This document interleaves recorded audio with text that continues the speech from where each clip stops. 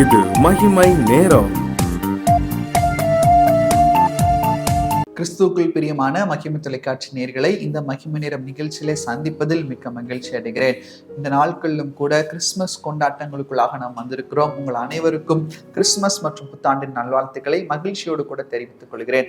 கர்த்தர் நமக்கு அவருடைய வார்த்தைகளை கொடுத்து மேலான கிருபைகளை பாராட்டி கொண்டிருக்கிறார். இந்த வாரத்திலும் கூட கிறிஸ்துமஸ் கிருபைகள் என்ற தலைப்பிலே வேதத்தில் உள்ள வசனங்கள் மூலமாய் கர்த்தர் நம்மோடு கூட பேசி கொண்டிருக்கிறார்.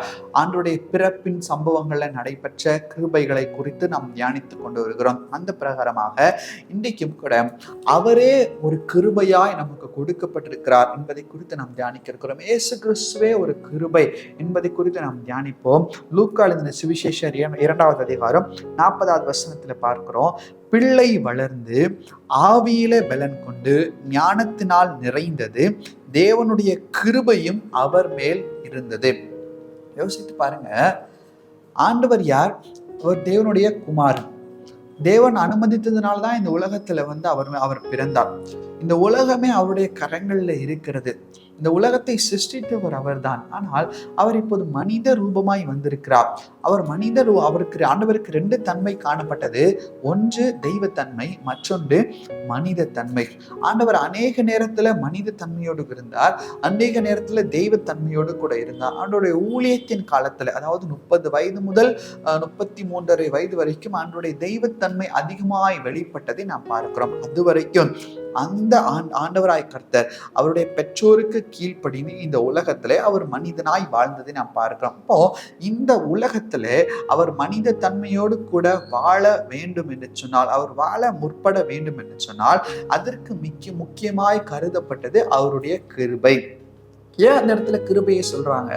மனிதனுக்கு மிக மிக மிக மிக அவசியமான ஒன்று கிருபை. எனவேதான் வேதவசனம் சொல்கிறது, தேவனுடைய கிருபையும் அவர் மேல் இருந்தது. அவர் தானாக இந்த உலகத்துல அவர் அந்த 30 வருட காலங்கள் தானாக காரியங்களை நடப்பிக்க முடியாது.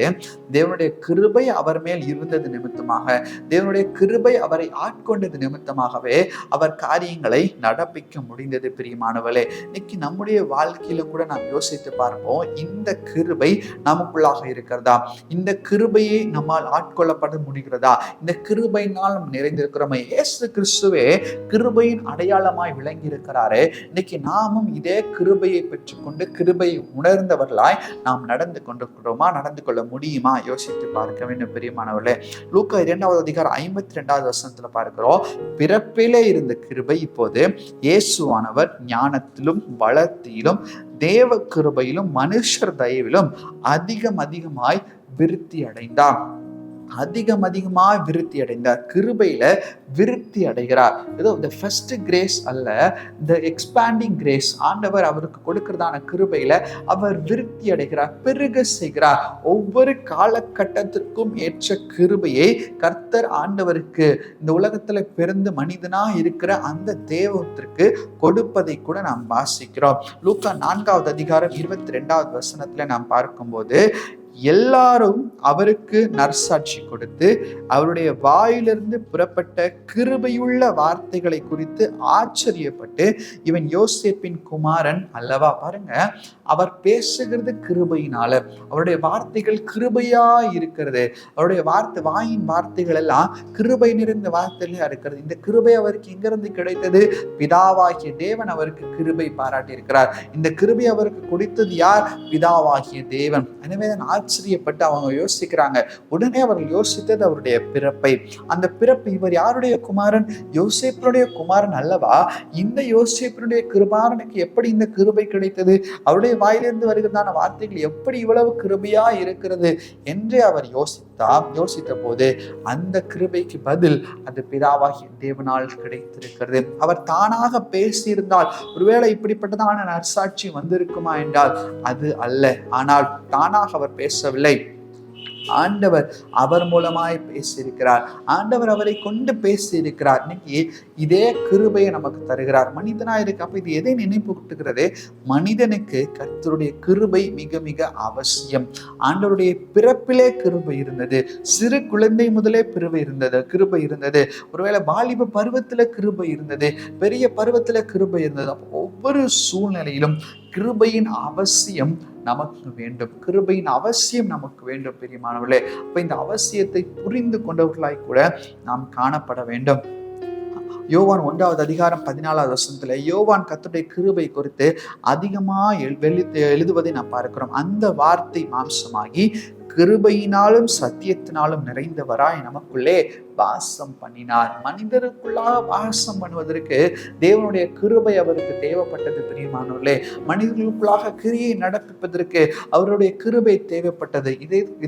இந்த கிருபையின் அவர் உணர்ந்தது நிமித்தமாகவே வல்லமையான கிரியைகளை மனிதர்களுக்குள்ளாக நடப்பிக்க முடிந்தது. 16வது அதிகாரம் 17வது வசனம், யோவான் 1:16 வசனத்துல வாசிக்கிறோம். அவருடைய பரிபூர்ணத்தினால் நாம் எல்லாரும் கிருபை மேல் கிருபை பெற்றோம். அவர் கிருபையை பெற்றுக் கொண்டிருக்கிறார். இந்த கிருபையை பெற்றுக்கொண்டு நமக்கு கிருபை மேல் கிருபை, ரிப்பீட்டட் கிரேஸ், கிருபை மேல் கிருபையை கர்த்தர் நமக்கு கொடுக்கிறவராய் கூட இருக்கிறார். இன்னைக்கு நாம் யோசித்து பார்ப்போம், நம்முடைய வாழ்க்கையில இந்த மேலான கிருபைகளை, கிருபை மேல் கிருபை பெறுகிறதான தன்மையோடு கூட நாம் செயல்படுகிறோமா? யோசித்து பார்க்கணும். அநேக நேரத்துல இந்த தன்மை என்ன செய்கிறோம்? நாம் இழந்து போகிறோம். இந்த தன்மை நம்ம விட்டு வழி விலகி போகிறது அல்லவா? சற்று சிந்தித்து பார்ப்போமா? ஆண்டவரே, கிருபை மேல் கிருபையை இது எங்களுக்கு தர வேண்டும். யோவான் 1:17 வாசிக்கிறோம். எப்படி எனில், நியாயப்பிரமாணம் மோசேயின் மூலமாய் கொடுக்கப்பட்டது போல கிருபையும் சத்தியமும் இயேசு கிறிஸ்துவின் மூலமாய் உண்டாயின. இயேசு கிறிஸ்து இந்த உலகத்திலே வந்ததுனாலதான் கிருபை நமக்கு கொடுக்கப்பட்டிருக்கிறது. அவரே கிருபைக்கு அடையாளமாய் விளங்குகிறார். அவரே கிருபையை பெற்றுக்கொண்டு இந்த கிருபையை நமக்கு கொடுக்கிறவராய் கூட இருக்கிறார். அவரே கிருபைக்கு தற்சரூபமாய் கூட விளங்குவதை நாம் பார்க்கிறோம். இந்த கிருபைகளை நாம் உணர்ந்து கொண்டிருக்கிறோமா? எத்தனை பேர் இந்த கிருபைகளை உணர்ந்து கொண்டிருக்கிறோம்? யோசித்து பாருங்க. ஆண்டவருக்கே கிருபை தேவைப்பட்டது என்று சொன்னால், இந்த கிறிஸ்துமஸ் காலத்துல ஆண்டவருடைய பிறப்பை நினைவு கூறுகிறாய் இருக்கிறனா நமக்கு எவ்வளவு கிருபை வேண்டும்? கிருபை மேல் கிருபை. வசனம் தெளிவாய் சொல்லுகிறது. இயேசு கிறிஸ்து மூலமாய் மாத்திரமே இந்த கிருபை நமக்கு கொடுக்கப்பட்டிருக்கிறது. பாருங்க, 1 கொரிந்தியர் 15வது அதிகாரம் 10வது வசனத்துல பவுல் அழகா சாட்சி சொல்றார். ஆகிலும் நான் இருக்கிறது தேவ கிருபையினால இருக்கிறேன். அவர் எனக்கு அருளிய கிருபை விருதாவா இருக்கவில்லை. அவர்கள் எல்லாரிலும் நான் அதிகமாய் பிரயாசப்பட்டேன். ஆகிலும் நான் அல்ல, என்னுடனே இருக்கிற தேவ கிருபையே அப்படி செய்கிறது. ஒரு கல்லை நான் அவுட்டி வைக்கணும்னா கூட, மாற்றி வைக்கணும்னா கூட அதுக்கு எனக்கு தேவைப்படுகிறது அவருடைய கிருபை. ஏதோ ஒரு சின்ன விஷயத்தை நான் மாற்றணும்னா கூட அதற்கு எனக்கு தேவைப்படுகிறது அவருடைய கிருபை. இந்த புரிதல் எந்த மனிதனுக்குள்ளாக வருகிறதோ அந்த மனிதனை தான் கர்த்தர் உயர்த்த முடியும். அந்த மனிதனை தான் கர்த்தர் கிருபை மேல் கிருபை கொடுக்க முடியும். கர்த்தர் ஆண்டவராய் இயேசு கிறிஸ்து இந்த உலகத்துல அவர் தெய்வத்தன்மையோடு இருந்தாலும் கூட அவரிடத்துல ஒரு தாழ்மை இருந்து கொண்டே இருந்தது. பிதாவிற்கு நிகராய் அவர் தன்னை ஒப்புக் கொடுக்கவில்லை. அவர் தன்னை தாழ்த்தினது நிமித்தமாகவே கிருபை மேல் கிருபை பெற்றார். இன்னும் இன்னொரு ஊழியத்தை பலமாய் செய்யணும்னு சொல்லி கிருபை மேல் கிருபை பெற்றார். அவரோடு இருந்தவர்களுக்கும் அந்த கிருபை பரவினது. இன்னைக்கு நாமும் கூட இதே சூழ்நிலையில காணப்படும். ஆண்டவரே, கிருபை மேல் கிருபை பாருங்கப்பா, நான் அல்ல, எனக்குள்ளாக இருக்கிற தேவ கிருபையே அப்படி செய்தது என்று சொல்லி விசுவாசத்தோடு உறுதியோடு நாம் செயல்படுவோமானால் நிச்சயமாக இந்த வார்த்தைகளை மூலமாய் கர்த்தர் நம்மோடு கூட பேசுவாராக. இந்த வார்த்தைகளின் மூலமாய் கர்த்தர் நம்மோடு கூட வழி நடத்துவாராக. பிரியமானவர்களே, இப்ப கிருபை ஒரு மனிதனுக்கு மிக மிக அவசியம். கொண்டாட்டங்களை காட்டிலும் கிருபை மிக மிக அவசியம் என்பதை உணர்ந்து கொள்வோம், செயல்படுவோம். கர்த்தர் மேலான கிருபைகளை ஒவ்வொரு நாளும் நமக்கு தந்து அதிகாலை தோறும் புதிய புதிய கிருபைகளை, அந்தந்த நாளுக்குரிய கிருபைகளை பெற்றுக்கொண்டு வல்லமையாய் செயல்படுவோம். கர்த்ததாமே அதற்கேற்ற கிருபைகளை நமக்கு கொடுப்பாராக. கண்களை மூடி ஜெபிப்போம். எங்களை நேசிக்கிறதான நல்ல தகப்பனை நோக்கி பார்க்கிறோம், நன்றி சொல்லுகிறோம். ஆண்டவரே, அப்பா, நீர் எங்களுக்கு கிருபை மேல் கிருபை கொடுக்கிறீர் என்பதை நாங்கள் உணர்ந்து கொள்ள நீர் எங்களுக்கு கிருபை செய்ததற்காக நன்றி அப்பா. நன்றி ஆண்டவரே. ஆண்டவரே, உங்களுடைய வாழ்க்கை முழுவதுமாக கிருபையினால் நிறைந்திருந்தது என்பதை நாங்கள் வாசிக்கிறோமே, உணர்ந்து கொள்கிறோமே. அதே போல சுவாமி, எங்களுடைய வாழ்க்கையிலும் நீர் கிருபையினால் நிரப்ப முடியாது ஜெபிக்கிறோம். ஒவ்வொரு நாளும் சுவாமி புதிய புதிய கிருபைகளை எங்களை வழி நடத்தட்டும் அப்பா. புதிய கிருபைகளை எங்களை தாங்கட்டும் சுவாமி. ஆண்டவரே, இந்த பிறப்பின் காலத்துல நாங்கள் நிற்பதே உங்களுடைய கிருபை, உயிர் வாழ்வதே உங்களுடைய கிருபை, நிர்மூலமாகாதிருப்பது உங்களுடைய கிருபை என்பதை உணர்ந்து கொண்டு நாங்கள் செயல்பட எங்கள் ஒவ்வொருவருக்கு கிருபை தாருங்க. அந்தந்த நாளுக்குரிய கிருபைகளை கொடுங்கப்பா. வல்லமையா எங்களிடத்திலிருந்து கிருபை வெளிப்பட இது உதவி செய்ய முடியாது ஜெபிக்கிறோம். உமக்கே துதிகன மகிமை ஏறெடுக்கிறோம். மீட்பனாம் இயேசுவின் நாமத்தில் வேண்டி ஜெபிக்கிறோம் எங்கள் ஜெபங்கள் நல்ல பிதாவே. ஆமென்.